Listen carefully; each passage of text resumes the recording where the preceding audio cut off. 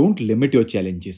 Challenge your limits. Namaskar, welcome to Next IS. I hope you are doing well. In this video, we will cover major headlines of The Hindu, Indian Express, and Press Information Bureau.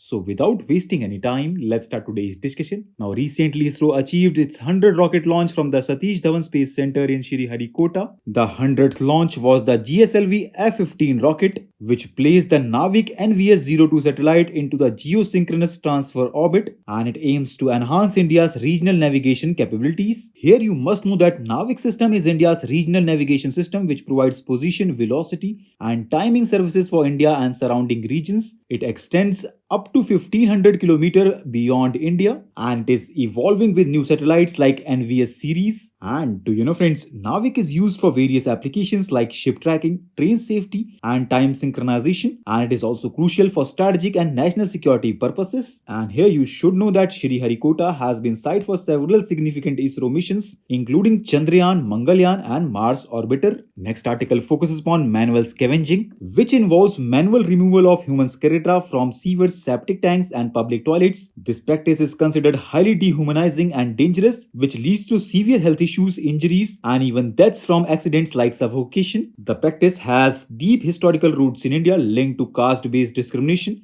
where certain communities were forced to take up this work as a form of social oppression. Here you must know that it was banned in India under Prohibition of Employment as Manual Scavengers and their Rehabilitation Act 2013. The act also expanded the definition of manual scavengers to include those cleaning septic tanks, ditches, or railway tracks. However, manual scavenging remains a persistent issue in India. While legislation exists in India to prevent it, but the practice continues due to poor enforcement, social stigmas, and exploitation. Therefore, addressing this requires a combination of stricter enforcement, rehabilitation programs, and improved sanitation infrastructure. And recently, Supreme Court ordered a complete ban on manual scavenging and hazardous sewer cleaning in top metropolitan cities including Delhi, Mumbai, Chennai, Kolkata, Bengaluru, and Hyderabad. Next article talks about Supreme Court's recent direction on triple talaq, because recently Supreme Court ordered the center to collect data on criminal cases registered under the Muslim Women Protection of Rights on Marriage Act 2019, which penalizes triple talaq. Here you must know that triple talaq was declared null and void by the Supreme Court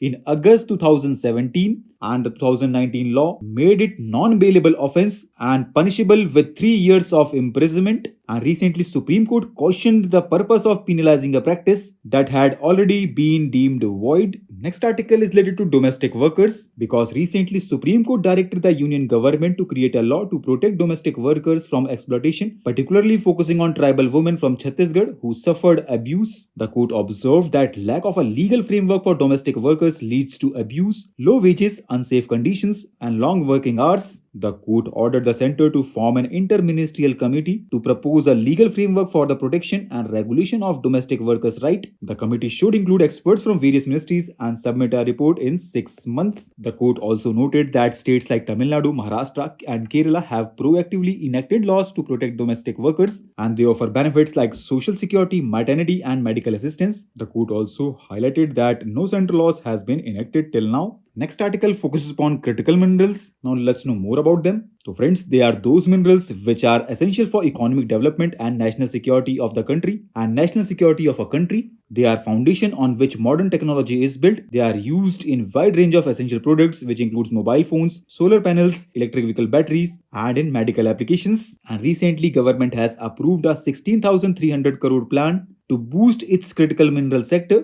and it is aimed to secure key materials like lithium essential for energy transition technologies. The plan includes intensified exploration of critical minerals both domestically and offshore, with financial incentives for exploration. The initiative seeks to reduce reliance on mineral imports and develop lithium processing technology. And here you must know that India is also strengthening its partnership with countries like Australia, Russia, and the US for technical support and expanding investments in Argentina's lithium mining and energy sectors. And do you know, friends, the Mines and Minerals Development and Regulation Act was amended in 2023 to boost exploration and mining, and custom duties on most critical minerals were eliminated in 2024-25 Union Budget to encourage local processing and increase availability. Next and last headline talks about Mutual Credit Guarantee Scheme for MSME, which was recently approved by the government. This scheme aims to provide credit guarantee coverage of up to 60% for loans up to 100 crore to eligible MSME for purchasing equipment and machinery. This scheme facilitates collateral-free loans for MSMEs looking to expand by supporting their growth and procurement of essential machinery. MSME with valid Udyam registration number can access the scheme, and they must deposit 5% of loan amount when applying for the guarantee cover.